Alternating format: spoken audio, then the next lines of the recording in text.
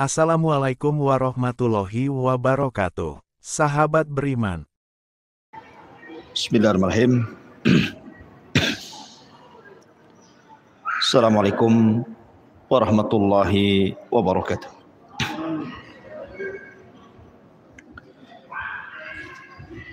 Alhamdulillah wassalatu wassalamu ala Rasulillah wa ala alihi wa sahbihi wa mawalah. Wala haula wala quwata illa billahi wa ba'd. Alhamdulillah, di malam hari ini kita bisa duduk untuk bertalabul ilmi di Masjid Nidaul Ilmi Tanjung Riau, Sekupang, Kota Batam. Salawat dan salam kita hadiahkan pada Rasul kita Nabi besar Muhammad sallallahu alaihi wa ala alihi wasallam. Kita masih mengisahkan Siratul Mustafa alaihi salatu wassalam, sirah manusia terbaik di alam semesta ini, Nabi kita Nabi besar Muhammad sallallahu alaihi wasallam, dan masih bicara tentang periode Kota Madinah. Dan malam ini kita akan mengkisahkan tentang kisah satu ulama Yahudi yang masuk Islam. Siapa dia? Abdullah ibnu Salam radhiyallahu anhu. Nabi sallallahu alaihi wasallam pernah mengatakan, "Lau amana bi ashratun minal yahudi la amana bi al yahud." Kalaulah beriman 10 pimpinan Yahudi kepadaku, niscaya seluruh Yahudi pasti beriman. Dalam riwayat, ini riwayat Bukhari. Dalam riwayat Muslim, "Lau taba'ani ashratun minal yahudi lam yabqa ala dhahriha yahudiyun illa aslam."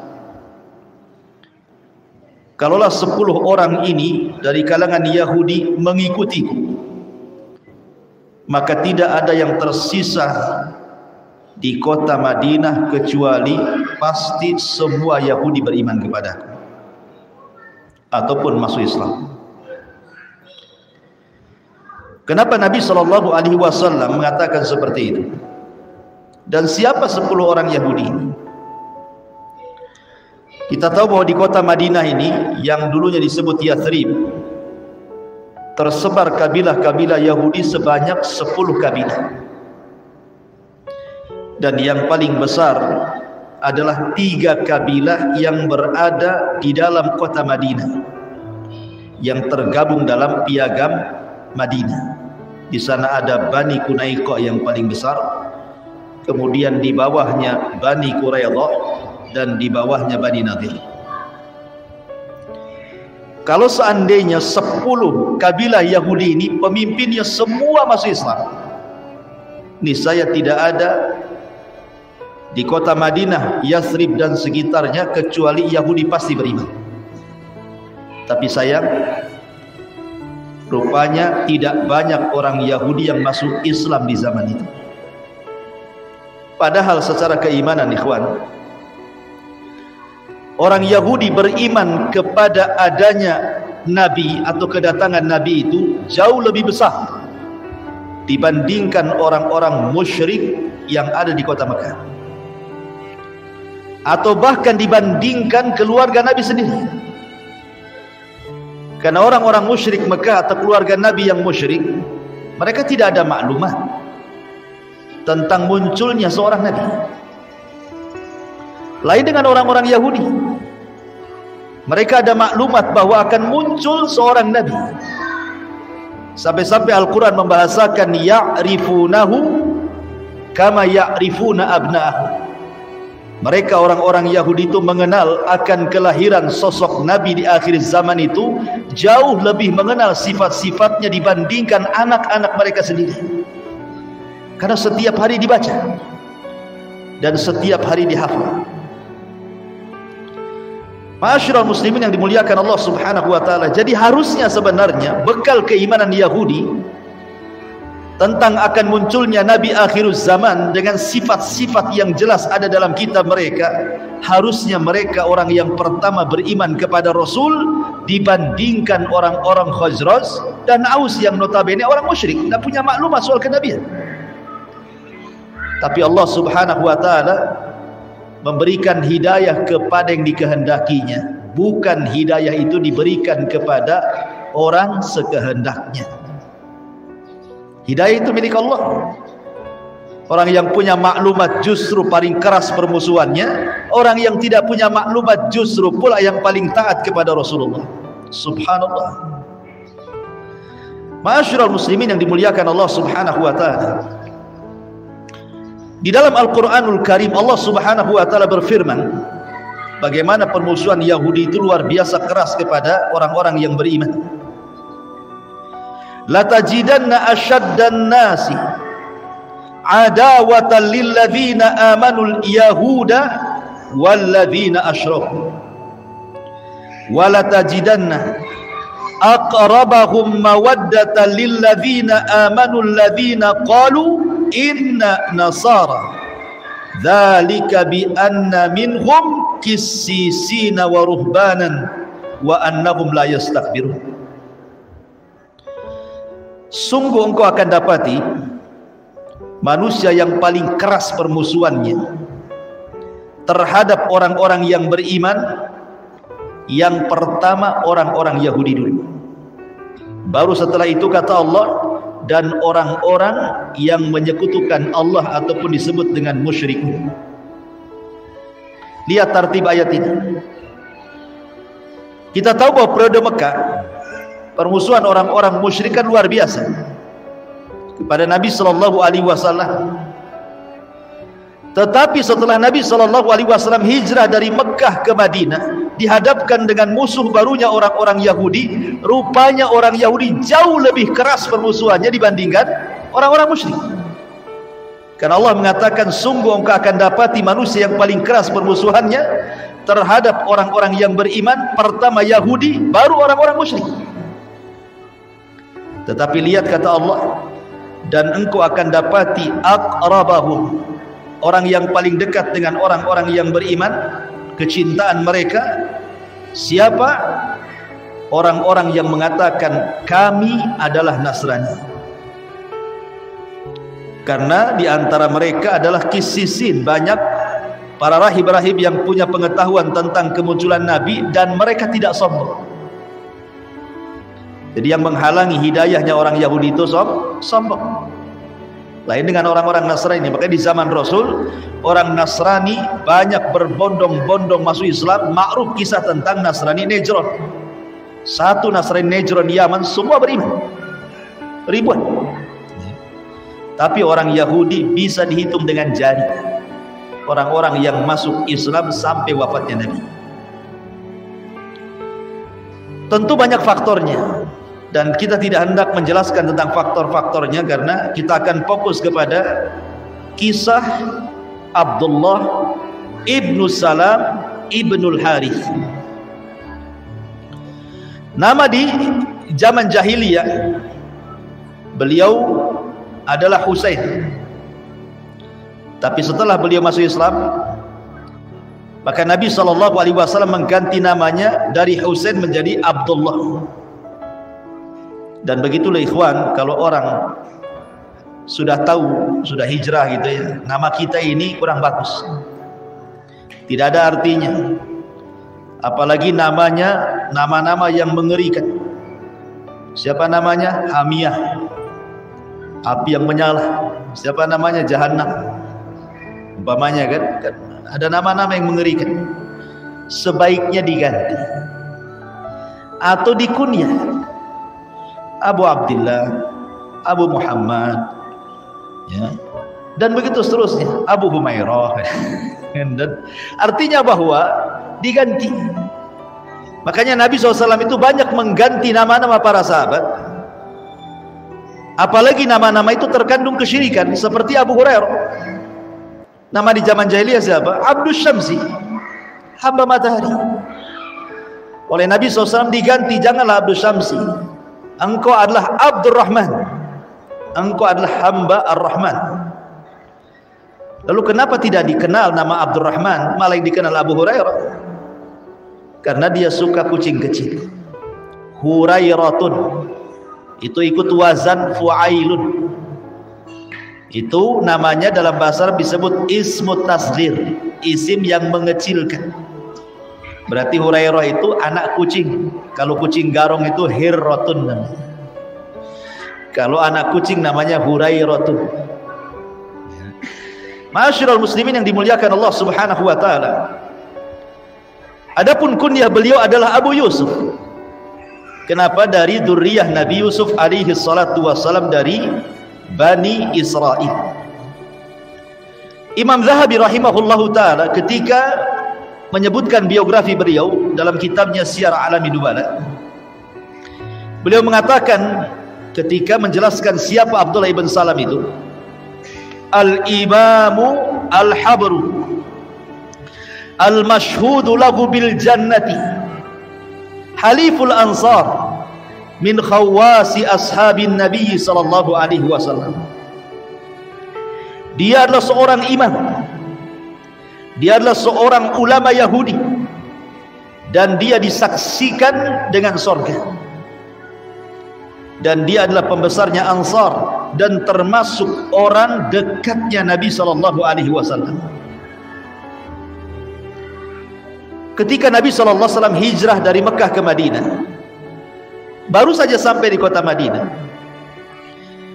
orang-orang Khazraj dan Aus itu kan sudah banyak bercerita akan kedatangan Nabi, dan itu sampai di telinga orang-orang Yahudi. Banyak penasaran orang Yahudi itu, apakah betul dia Nabi ataukah bukan? Apa hanya ngaku-ngaku Nabi padahal bukan? Lah, ketika itu kebetulan Abdullah ibn Salam sedang manjat di atas pohon kurma dan sedang memanen kurmanya untuk dibawa ke keluarganya. Dari kejauhan dia melihat Nabi SAW. Dia pun bertakbir, Allahu Akbar. Kemudian pamannya kaget, kenapa Abdullah ibn Salam bertakbir? Ada apa kau bertakbir wahai Abdullah ibn Salam? Maka dia mengatakan, sungguh seorang Nabi telah datang. Kemudian pamannya mengatakan, sungguh kalau seandainya Nabi Musa muncul hari ini, aku pun akan bertakbir seperti takbirmu. Tapi Abdullah ibn Salam mengatakan, demi Allah, sesungguhnya orang itu yang akan datang, dia adalah saudaranya Nabi Musa, sama-sama Nabi gitu. Akhirnya suatu hari dia menemui Nabi SAW, ingin ngetes Nabi dulu. Biasa orang kalau masih penasaran kan dites dulu, betulkah Nabi, betulkah tidak gitu. Datanglah kemudian Abdullah ibn Salam ini menghadap Nabi SAW, kemudian bertanya soalan-soalan yang menurut dia soalan-soalan ini tidak ada yang mampu menjawab kecuali seorang Nabi. Kemudian mulailah bertanya Abdullah ibn Salam ini kepada Nabi SAW. Pertanyaan pertama, ma awwalu asyrati as-sa'ati? Apa yang pertama kali yang akan muncul dari tanda-tanda kiamat besar sebelum kehancuran alam semesta? Kemudian yang kedua, pertanyaan yang kedua, wa ma awwalu ma ya'kulu ahlul jannah? Apa yang pertama kali dimakan penduduk sorga ketika awal penduduk sorga masuk sorga? Kemudian yang ketiga, min aina yushbihul walad abahu wa ummahu? Kok bisa anak itu ketika lahir ada yang menyerupai bapaknya, ataupun menyerupai ibunya. Kok bisa? Bagaimana caranya? Kalau menyerupai tetangganya, waspadai itu. Kalau menyerupai bapak ibunya, ya wajar dia ada. Jadi ini 3 soalan yang ditanyakan Abdullah ibn Salam kepada Nabi SAW. Persis seperti Herakli, Raja Romawi, ketika dia bermimpi. Dalam mimpinya bahwa akan ada orang-orang yang akan menggulingkan kekuasaannya. Cirinya orang-orang itu disunat, dikhitan.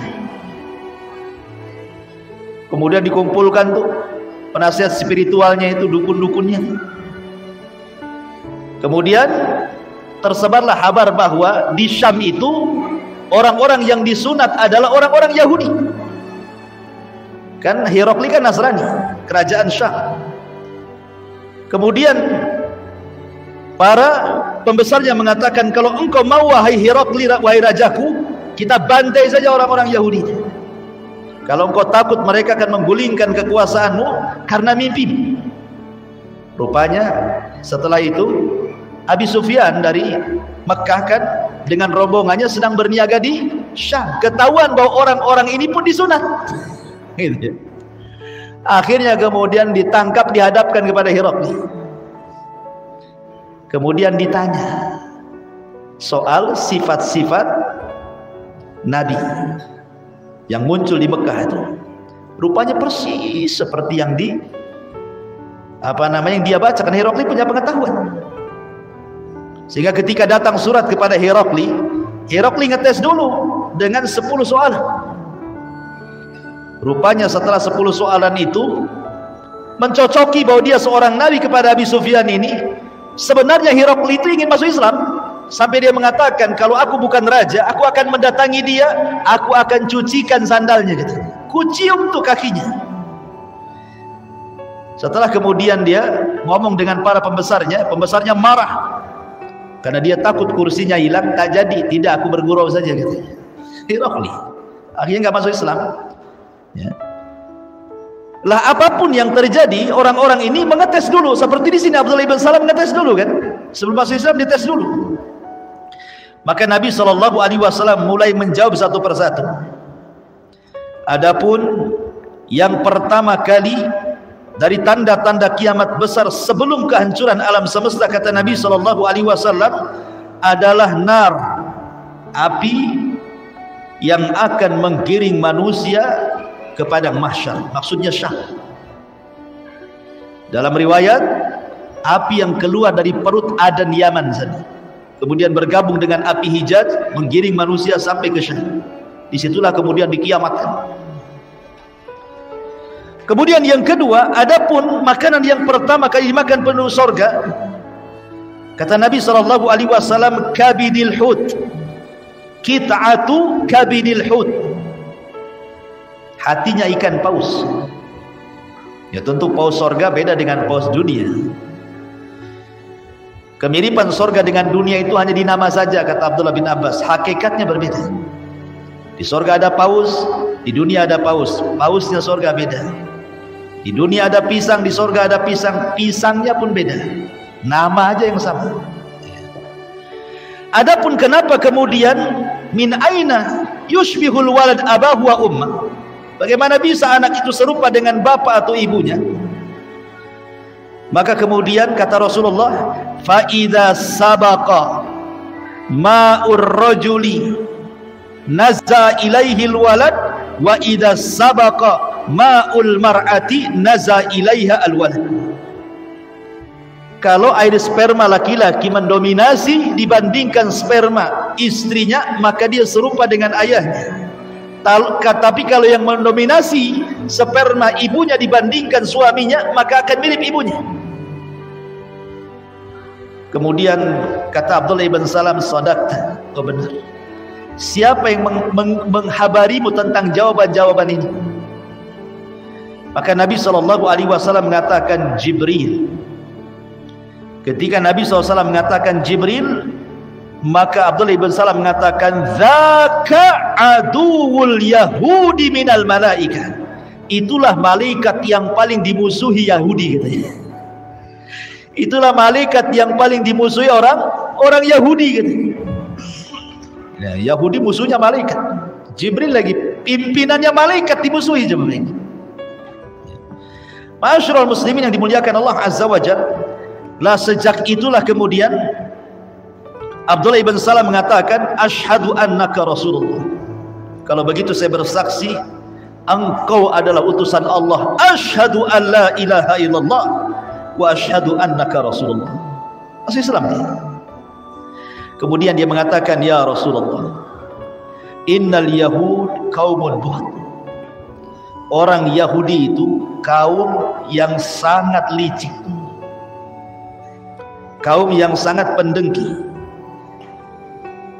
Wa innahum iya'lamu bi islami bahatuni. Kalau orang-orang Yahudi itu tahu tentang keislamanku, pasti mereka akan membenci diriku.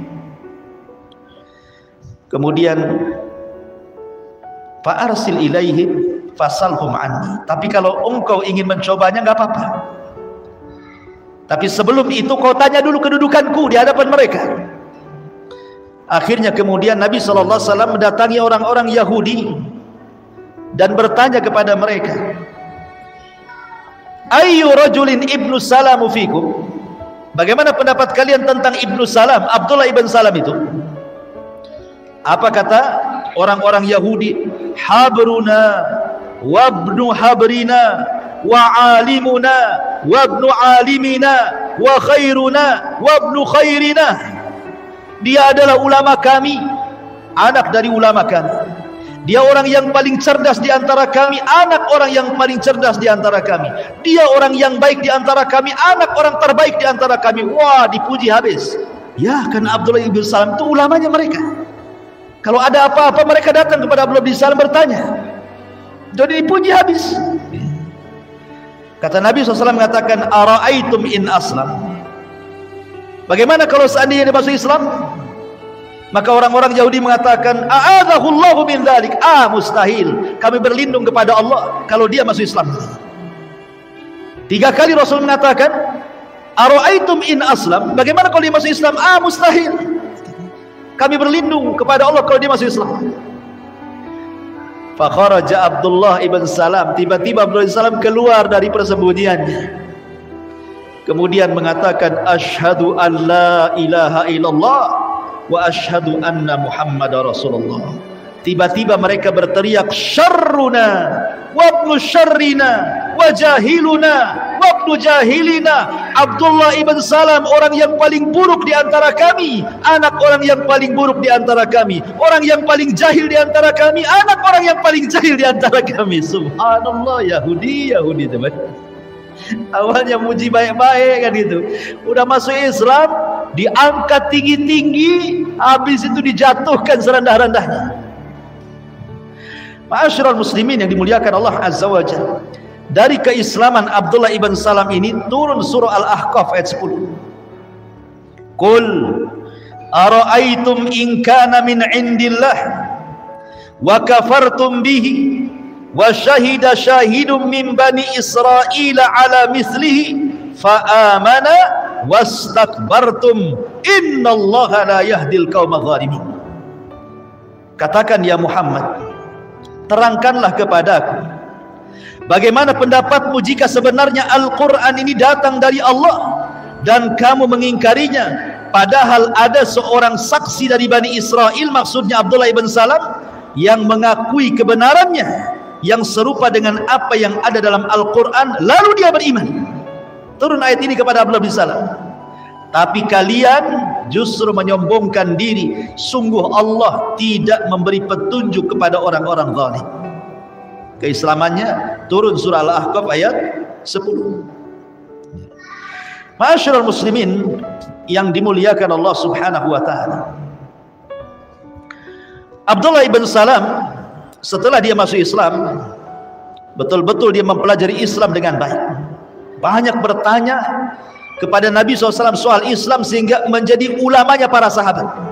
Subhanallah. Ikhwan, ini ada faedah bagus sekali, di mana Abdullah ibn Salam itu mengajarkan keberanian yang jauh lebih berani dibandingkan orang-orang yang bertempur di medan perang walaupun meregang nyawa. Keberanian Abdullah ibn Salam ini jauh lebih hebat dibandingkan orang yang berperang. Kenapa? Dia seorang ulama Yahudi, dihormati orang-orang Yahudi, pengikutnya banyak dari kalangan Yahudi. Dia pun dimuliakan oleh orang-orang Yahudi secara material, secara dunia. Tiba-tiba kemudian dia mengakui kesalahannya, kemudian meninggalkan kebatilannya, mengambil yang hak. Konsekuensi dia masuk Islam, dia tidak dijadikan ulama lagi di tengah Yahudinya. Pengikutnya akan membencinya. Sudah tidak ada lagi sumbangan yang datang kepadanya. Dia akan hidup bersama layaknya orang-orang muslim yang fakir. Keberanian macam mana coba yang menentukan sikap berpindah dari yang batil kepada yang hak kan? Tidak semua orang bisa, ikhwan. Apalagi tokoh-tokoh gitu ya. Tokoh-tokoh besar kalau umpamanya dia yang tahu salah, ngaku salah, itu berat mereka. Jangan salah. Makanya kita lihat Imam Syafi'i rahimahullahu ta'ala, Muhammad ibn Idris Asy-Syafi'i rahimahullahu ta'ala, ma'ruf Imam Syafi'i. Dia memiliki dua pendapat. Pendapat yang pertama disebut Qaulul Qadim. Pendapat yang kedua disebut Qaulul Jadid namanya. Qaulul Qadim ketika dia berada di Baghdad sana. Qaulul Jadid ketika berada di Mesir. Imam Syafi'i rahimahullahu ta'ala itu bukan ulama kaleng-kaleng, ulama besar, pengikutnya banyak di dunia saat itu, diulamakan, dijadikan rujukan. Tapi demi kebenaran, seluruh fatwanya bukan satu dua fatwa, bukan masalah solat saja, masalah talak saja, enggak, semua bab agama dirobahnya dari pendapat A menjadi pendapat B. Yang tersisa hanya 14 masalah saja yang dia tidak rujuk. Coba yang berapa ribu permasalahan fikih itu, dari bab toharo sampai bab muamalah itu, semua diganti pendapatnya. Dan konsekuensinya otomatis orang-orang yang sudah merasa nyaman dengan pendapat lama, ketika Imam Syafi'i tiba-tiba merubah, bisa saja kemudian tidak ikut dia kan? Tapi begitulah para ulama. Dengan beraninya mereka mengatakan yang hak ini hak, yang batil ini batil. Abul Hasan Al-Asy'ari radhiyallahu anhu pencetus mazhab Asy'ariyah. 40 tahun menjadi Mu'tazilah. Kenapa? Karena berguru kepada ayah angkatnya Abu Ali Al-Jubai. Abu Ali Al-Jubai menikah dengan ibunya. Dia jadi anak angkatnya seorang tokoh Mu'tazilah besar. Akhirnya Abu Musa Al-Asy'ari dididik, Abul Hasan Al-Asy'ari dididik oleh Abu Ali Al-Jubai. Jadi tokoh Mu'tazilah 40 tahun, dihormati orang Mu'tazilah. Setelah dia berjumpa dengan ulama-ulama ahli sunnah, berjumpa dengan Al-Imam Al-Barbahari, ma'ruf pengarang kitab Syarhus Sunnah, dan ulama-ulama ahli sunnah yang lainnya yang bermadzhab kepada mazhab Hambali. Akhirnya taraja, dihilangkan itu pendapat Mu'tazilahnya, kembali kepada ahli sunnah. Ya. Ma'asyiral muslimin yang dimuliakan, itulah keberanian yang sesungguhnya ketika seseorang itu mampu membuang pendapat yang batil dan juga berpindah kepada yang hak. Ini yang banyak tidak dilakukan oleh tokoh-tokoh. Betapa banyak orang yang tahu ini hak, ini tidak ada dalilnya, ini perkara bid'ah, tidak dicontohkan Rasul, ini sesuatu kesyirikan. Tapi dia berpikir, aduh, kalau saya berpindah kepada paham ini bisa diboikot saya kan, gitu. Hilang masanya. Ma'asyiral muslimin yang dimuliakan Allah Azza wa Jalla, kembali kepada kisah Abdullah ibn Salam. Abdullah ibn Salam adalah orang yang paling alim dengan Taurat, karena dia ulamanya masalahnya. Dikeluarkan Imam Bukhari dan Muslim dalam sahih keduanya, diceritakan dari Abdullah ibn Umar radhiyallahu anhuma, annal yahud ja'u ila Rasulillah sallallahu alaihi wasallam fa dzakaru lahu anna rajulan minhum wa imra'atan zanaya. Orang Yahudi, kan kita tahu bahwa Yahudi Madinah kan sudah terikat dengan apa? Piagam Madinah. Mereka tidak bisa keluar dari piagam itu. Ada konsekuensinya kalau sampai mereka keluar dari piagam itu. Jadi suatu ketika orang Yahudi datang menghadap Nabi SAW dan menceritakan bahwa ada seorang Yahudi berzina dengan wanita Yahudi. Maka Nabi SAW mengatakan, "Ma tajiduna fit Taurat fi sya'ni rajmi." Bagaimana pendapat kalian? Dalam kitab Taurat kalian adakah hukum rajam? Kalau dalam Islam rajam wanita dan laki-laki karena sudah menikah. Bagaimana dalam Taurat ada hukum rajam? Kalau ada rajam saja. Berarti hukum Taurat sama dengan hukum Islam. Wa qalu, dia mengatakan, kalau dalam Taurat kami nufadzihuhum wa yujladun. Tidak ada ayat rajam dalam Taurat kami. Yang ada kami permalukan dia. Habis itu kami cambuk dia. Enggak ada rajam dalam Taurat itu. Datang Abdullah ibn Salam, ya, dan mengatakan, kadzabtum, dusta kamu. Dia ulamanya Yahudi, mau bohongi Nabi pula. Ya. Kata Abdullah ibn Salam kepada orang Yahudi ini, kadzabtum, dusta kamu. Inna fiha rajm. Dalam Taurat ada ayat rajam. Fa'tu bit Taurat. Datangkan Taurat. Kemudian didatangkan Taurat. Saya contohkan ya, didatangkan Taurat. Jadi pas dibaca, pas ada kalimat rajam ditutup sama jempolnya, begini. Dibaksa dia, kalimat rajam jadi tutup sama jempolnya sama dia. Apakah kurang ajar tuh? Habis itu dibaca. Abdullah ibn Salam orang alim, tahu dengan Taurat. Apa kata Abdullah ibn Salam? Irfa yadak, angkat tanganmu, angkat. Jangan kau tutupi, angkat jempolmu tuh kali. Subhanallah, bayangkan. Angkat jempolmu, angkat tangan. Farafa ayadahu fa idza fiha ayatul rajm. Ketika dia mengangkat tangannya, rupanya ada ayat tentang rajam di situ. Kurang ajar kata Yahudi itu. Ya. Ma'asyiral muslimin yang dimuliakan Allah Azza wa Jalla, faqalu, maka mereka pun mengakui Nabi, sadaqa ya Muhammad, engkau benar wahai Muhammad, fiha ayatul rajm. Ya, ada ayat rajam. Maka Nabi SAW perintahkan untuk dirajam wanita itu. Ya. Ma'asyiral muslimin yang dimuliakan Allah Subhanahu wa taala, begitulah orang Yahudi menyembunyikan ilmu. Itulah orang Yahudi suka menyembunyikan ilmu. Mereka tahu kebenaran tapi berusaha menutupinya. Ma'asyiral muslimin yang dimuliakan, adapun wara' dan zuhudnya serta karam dan tawadhu'nya juga luar biasa. Dikisahkan oleh Muhammad ibn Al-Qasim rahimahullahu taala. Jadi suatu ketika Abdullah ibn Handalah, anak daripada Handalah ghasilul malaika,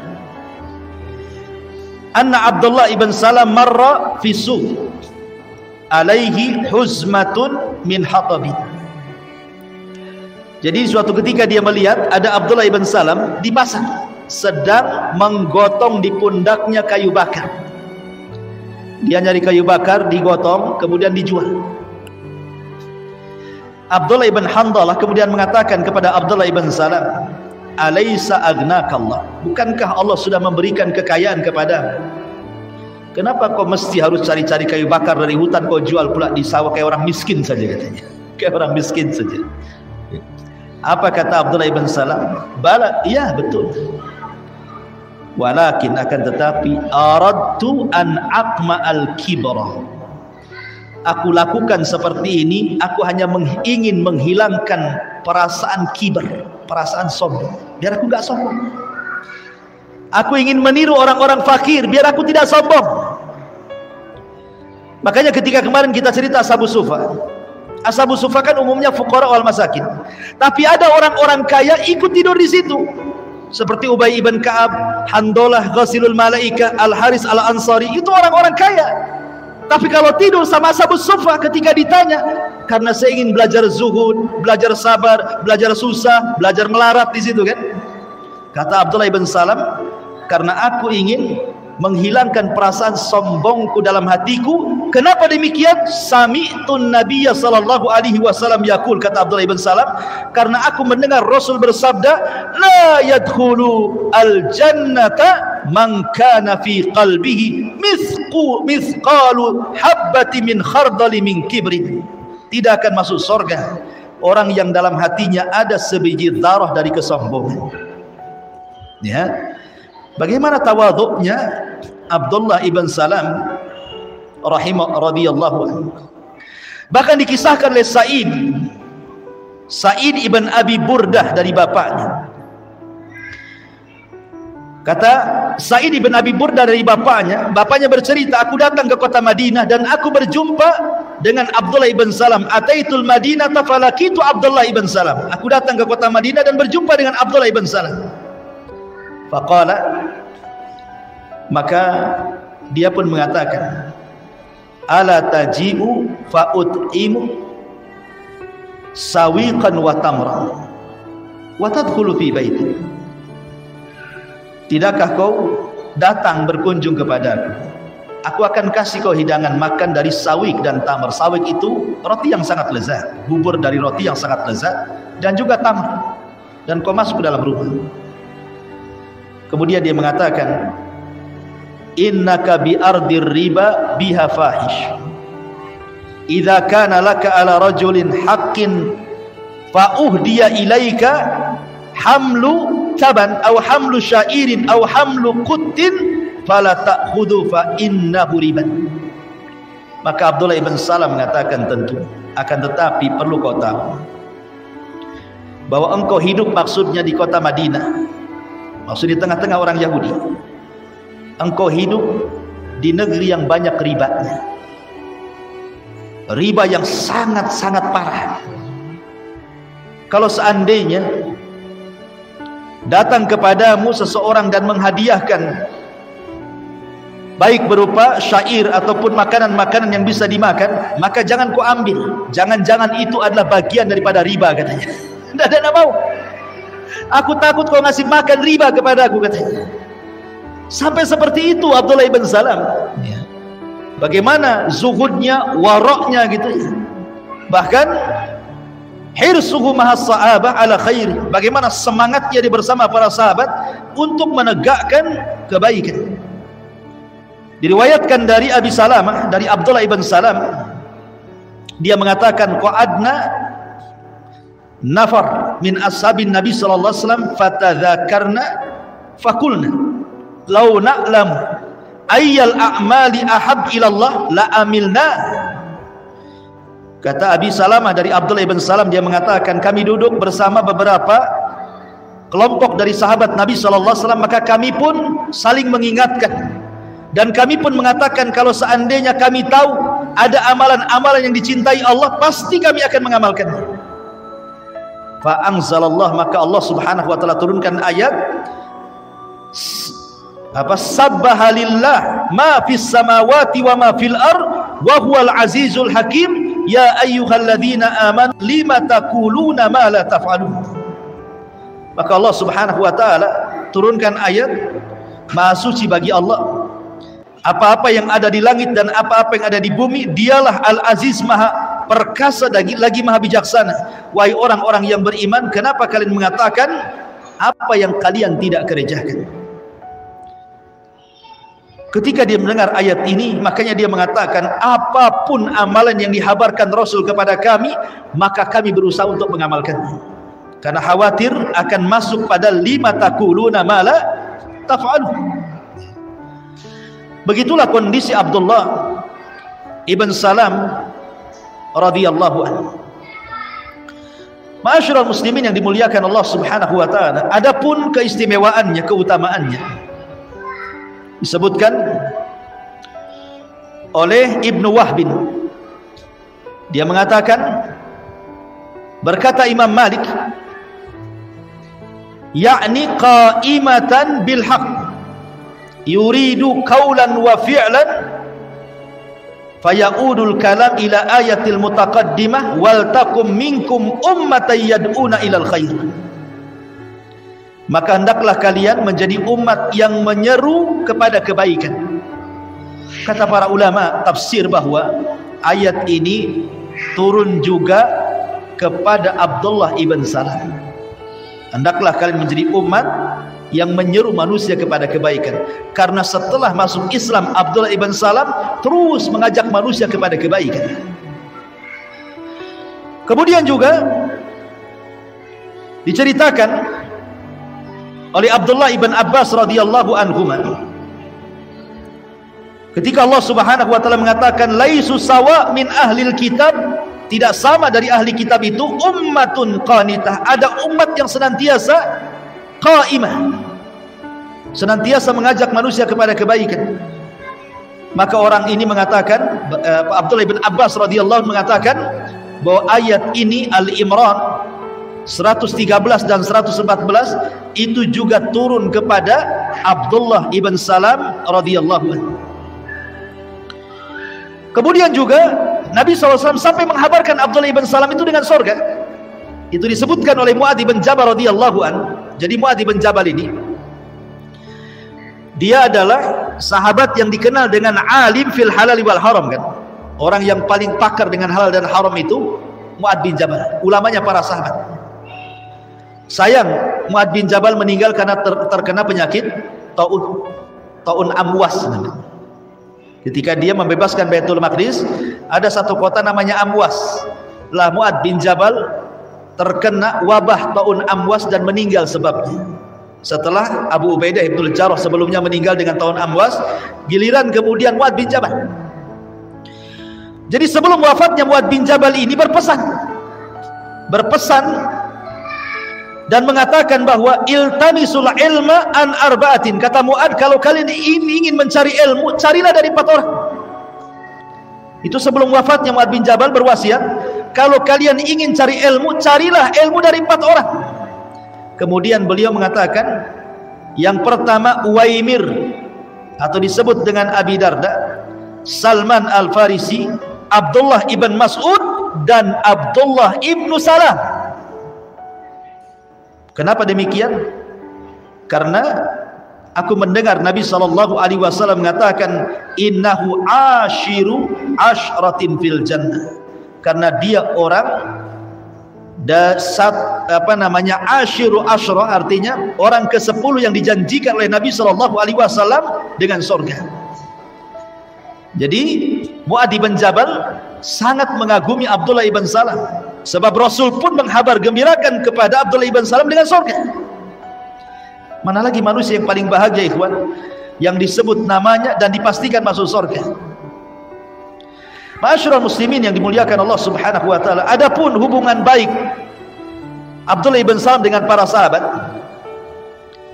suatu ketika Ali radhiyallahu an berada di Irak dan dia menjadi khalifah kaum muslimin, Abdullah ibn Salam menasihati Ali bin Abi Thalib dengan mengatakan, ilzam mimbara Rasulillah,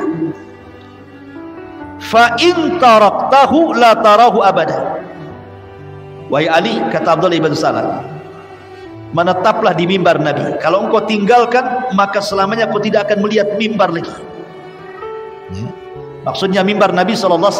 Maka Ali memuji beliau dan mengatakan, innahu rajulun salihun minna. Abdullah ibn Salam adalah orang saleh yang ada hidup di sekitar kami gitu. Dipuji oleh Ali radhiyallahu anhu. Kemudian juga dikatakan oleh Mughirah ibn Abdurrahman, laqiya Salman Al-Farisi Abdullah ibn Salam. Suatu ketika Salman Al-Farisi berjumpa dengan Abdullah ibn Salam dan dia mengatakan, kalau seandainya engkau mati sebelumku, imitta qabli, kalau kau mati sebelumku, fa akhbirni ma talqa, habarkan kepadaku apa yang kau jumpai. Tetapi kalau seandainya aku mati sebelummu, aku akan habarkan apa yang kau jumpai. Rupanya Salman lebih dahulu mati dibandingkan Abdullah ibn Salam.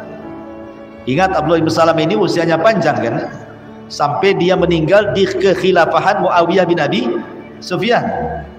Ya, jadi lumayan usianya panjang Abdullah ibn Salam ini. Rupanya Salman lebih dahulu meninggal dibandingkan Abdullah ibn Salam. Maka dia mengatakan, kaifa anta ya Aba Abdillah. Ketika meregang nyawa nih, nyawanya sudah mau keluar, sedang sakaratul maut. Maka Abdullah ibn Salam bertanya, bagaimana kondisinya wahai Aba Abdillah? Maksudnya Salman Al-Farisi itu kunyahnya. Kata Salman, bi khairin. Demi Allah aku dalam kondisi baik. Begitulah orang yang beriman. Kalau mendekati kematian justru itu sebuah kebaikan. Qala ayyul a'mali wajadta afdal. Sebelum kau mati wahai Salman, aku ingin tanya sama kamu, tolong jawab ya. Amalan apa yang paling afdal menurut kamu? Orang mati ditanya amalan. Mau mati itu. Ya. Sebelum kamu mati saya mau tanya, menurutmu amalan yang paling afdal itu apa? Sambil telinga didengerin tuh. Takut enggak kedengaran? Kata Salman, wajadtu tawakkula syai'an ajiba. Kalau engkau ingin mengamalkan sesuatu, aku tidak pernah melihat amalan yang lebih afdal melebihi tawakal, katanya. Kemudian dia mati. Subhanallah. Ya. Sampai seperti itu. Ya. Dan ini menunjukkan bahwa tawakal adalah afdalut tauhid. Seafdal-afdalnya tauhid adalah tawakal. Tawakal itu mudah sekali kalimatnya, tapi dalam kehidupan sangat berat. Ya, karena tawakal ini perlu i'timad al-qalbi, betul-betul hati disandarkan dengan jujur kepada Allah Subhanahu wa taala. Ma'asyiral muslimin yang dimuliakan Allah Subhanahu wa taala. Kemudian Abdullah ibn Salam,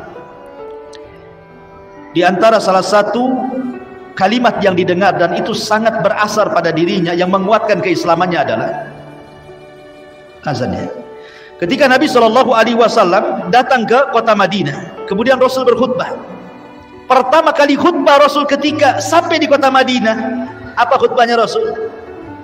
Ya ayyuhan nas, afsus salama bainakum, wa at'imut ta'ama, wasilul arhama, wa sallu bil laili wan nasu niyam, tadkhulul jannata bisalam. Ini khutbah pertama Rasul ketika sampai di kota Madinah.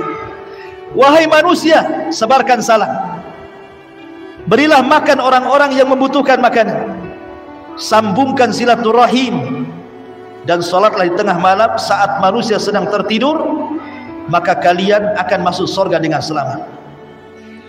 Kemudian Abdullah ibn Salam dia mengatakan, pada nautu minhu, aku pun mendekat dia, wasyahadtu, dan aku pun wasyahidtu, dan aku menyaksikan alla ilaha illallah wa anna Muhammadar Rasulullah. Dia pun bersyahadat di hadapan Rasul. Kemudian Rasul iltafat, menengok, mas, muka siapa kamu? Dia mengatakan Al-Husain ibnu Salam. Maka Rasul mengatakan, bal anta Abdullah ibnu Salam. Kau bukan Husain ibnu Salam, tapi engkau adalah Abdullah ibnu Salam. Sejak itu berubah namanya dari Husain ibnu Salam menjadi Abdullah ibnu As-Salam. Ma'asyiral muslimin yang dimuliakan Allah Azza wa Jalla, sampai di sini kisah Abdullah ibn Salam. Setelah ini kita akan bercerita permusuhan orang-orang Yahudi kepada Nabi SAW periode Madinah. Bagaimana sampai terjadi peperangan dan terusirnya Yahudi dari kota Madinah. Masih panjang. Subhanakallahumma bihamdika asyhadu an la ilaha illa anta astaghfiruka wa atubu ilaik. Allahu ta'ala alam. Assalamualaikum warahmatullahi wabarakatuh.